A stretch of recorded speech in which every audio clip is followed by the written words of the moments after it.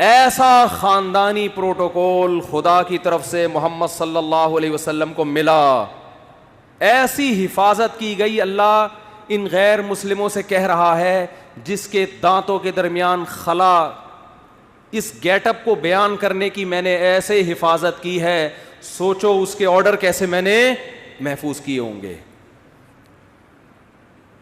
یہ پروٹوکول اس کائنات میں آج تک کسی کو بولو نہیں ملا.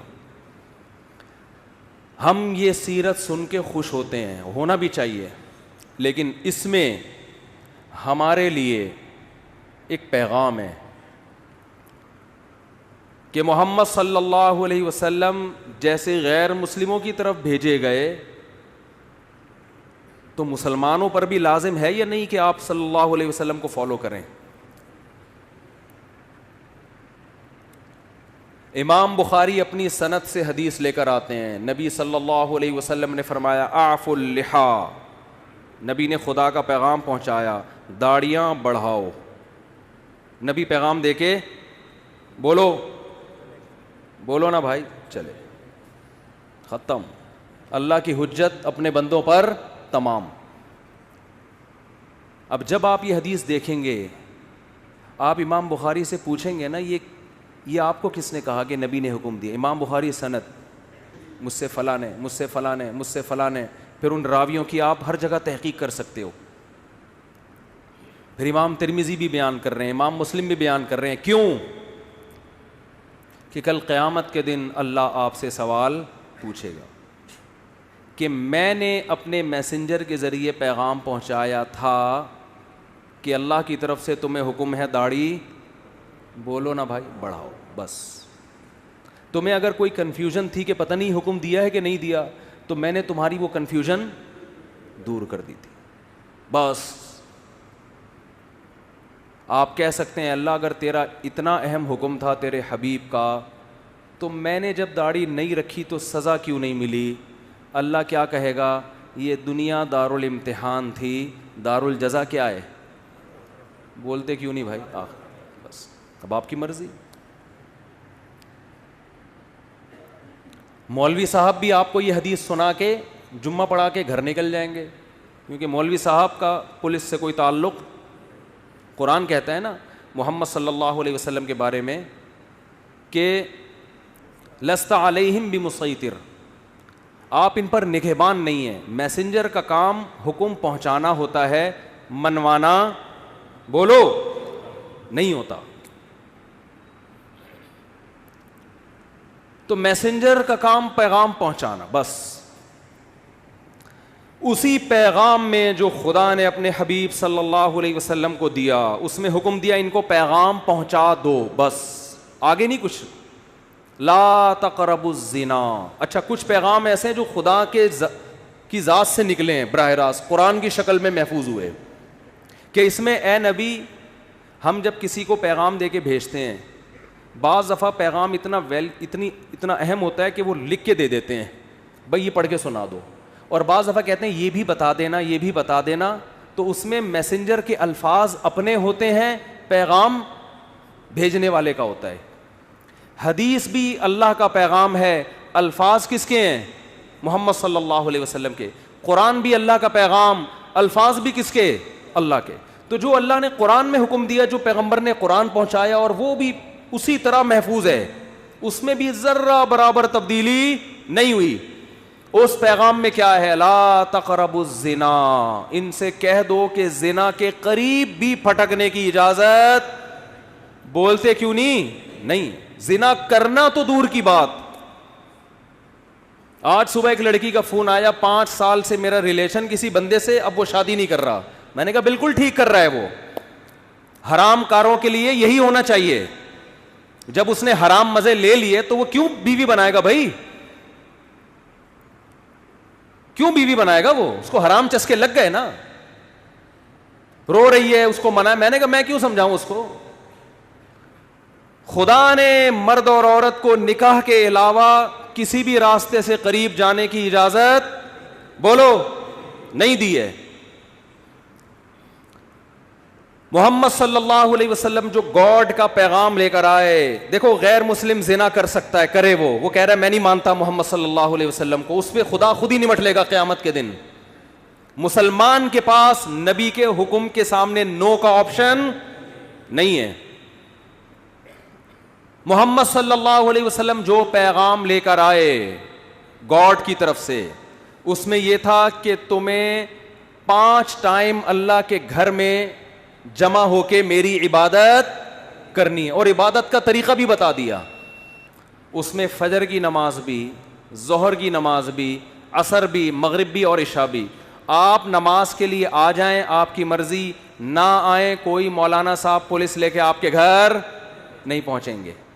اس سے اس خوش فہمی میں نہ رہیں کہ نماز آپشنل ہے. نہ نہ نہ نہ, اللہ نے محمد صلی اللہ علیہ وسلم کو اپنا سفیر بنایا اور آپ کی نبوت پہ سینکڑوں دلائل قائم کر کے بتا دیے کہ تمہارے اوپر میری حجت تمام ہو چکی ہے, تم آؤ نہ آؤ تمہاری مرضی. کل قیامت کے دن جب میں انتقام لوں گا تو تم یہ نہیں کہہ سکو گے کہ اللہ معاذ اللہ نقل کفر, محمد صلی اللہ علیہ وسلم کی نبوت صحیح نہیں تھی, یا اللہ مجھے یقین نہیں تھا کہ محمد صلی اللہ علیہ وسلم نے 5 نمازوں کا حکم دیا بھی ہے کہ نہیں دیا. تو یہ حجت اللہ کی بندوں پہ تمام ہو چکی ہے. اللہ نے محمد صلی اللہ علیہ وسلم پر جو کلام نازل کر کے ہم تک پہنچایا, اور محمد صلی اللہ علیہ وسلم کے ذریعے جو بندوں کو اپنا میسج پہنچایا, اس میسج میں شراب لیگل ہے یا انلیگل ہے؟ بولو, انلیگل ہے. آپ کو شراب کے قریب جانے کی اجازت نہیں ہے. خدا نے جو اپنا پیغام محمد صلی اللہ علیہ وسلم کے ذریعے ہم تک پہنچایا, اور پوری سندوں کے ساتھ, اور قرآن تو سند کا محتاج ہی نہیں ہے, اس قرآن میں ہمیں حکم دیا گیا کہ بہن کی وراثت آپ کو کھانے کی اجازت. بولتے کیوں نہیں؟ بعض گاؤں دیہاتوں میں بیان کرتا ہوں نا, لوگ بڑے خوش ہو رہے ہوتے ہیں. جہاں بہن کی وراثت کی بات ہے, میں دیکھ رہا ہوتا ہوں لوگوں کے چہرے کی ہوائیاں اڑ گئی. ایک نعرہ آتا ہے ماشاء اللہ ماشاء اللہ, لگ رہا ہوتا ہے اس کے ابا بھی مرے ہی نہیں ہیں. بہت سے دیہاتی علاقوں میں پوری زمینیں کھا جاتے ہیں, بہنوں کو بولو نہیں دیتے. ہمارے نبی نے جو ہمیں پیغام پہنچایا نا خدا کا, اس پیغام میں یہ بھی ہے کہ باپ کے مرنے کے بعد بڑا بھائی چھوٹے بھائی کی وراثت, بولو نا, نہیں کھا سکتا, اور باپ کے کاروبار پہ قبضہ نہیں کر سکتا, چاہے وہ باپ کی زندگی میں وہ کاروبار خود ہی چلا رہا ہو. یہ غریبی ہے. ابا کی زندگی میں جو ابا کے کاروبار کو پروموٹ کرتے ہو, یہ ابا کی خدمت کہلائے گی. اس کی وجہ سے آپ کی کاروبار میں شرکت نہیں ہوگی. وراثت میں سب کو دینا پڑے گا. آپ یہ نہیں کہہ سکتے میں نے یہ گٹکے کی دکان کو یہاں تک پہنچایا ہے, تو اپنی دکان پہنچاتے ہیں نا, ابا کی پہنچاؤ گے تو ابا کا کاروبار بڑھ رہا ہے, اس میں ثواب ملے گا. لوگ آتے ہیں کہ ایک صاحب کہنے لگے میں نے ابا کے کاروبار کو یہاں سے اٹھا کے وہاں پہنچایا, مجھے ابا کے بعد کیا ملے گا؟ میں نے کہا ثواب ملے گا, اس پہ آپ بہت زیادہ ملے گا ثواب. کیوں صرف ثواب؟ میں نے کہا بہت زیادہ ثواب ملے گا, اس کے علاوہ کچھ بھی نہیں ملے گا. یہ ابا کا بزنس ہے بھائی. ابا کی گائے آپ خدمت کر کے ختم, یہ جمعے کے بعد اعلان کروں گا. ابا کی گائے کی خدمت کر کے اس کے 2 بچے ہو گئے گائے کے تو یہ کس کے بچے کہلائیں گے؟ گائے کے بچے. اور گائے کس کی ہے؟ ابا کی.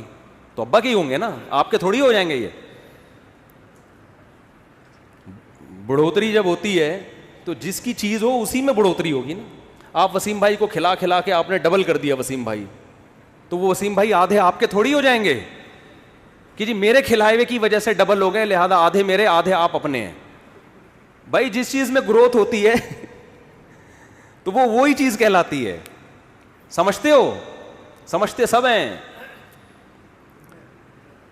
ہاں ایک صاحب, کیا کریں یار, مثالیں اتنی ہیں, چھوڑو وقت بھی پورا ہو گیا ہے. تو بھائی یہ جو خدا کے پیغامات ہم تک آئے ہیں نا, اللہ کے پیغامات, ان پیغامات میں کچھ تو آپشنل ہیں, کچھ تو اللہ نے خود ہی اختیار دے دیا. تہجد پڑھو, نہیں پڑھو ٹھیک ہے, پڑھ لو گے اچھی بات ہے, نہیں پڑھو تو ضروری نہیں. اشراق پڑھ لو, اچھی بات ہے, نہیں پڑھو تو کچھ غریبیاں بھی رکھی ہیں اللہ نے, وہ تمہاری مرضی. لیکن کچھ ایسے ہیں جس میں جو حلال و حرام سے جن کا تعلق ہے. داڑھی رکھنا ضروری ہے, اور بہنوں کی وراثت ان کے حوالے کرنا ضروری ہے.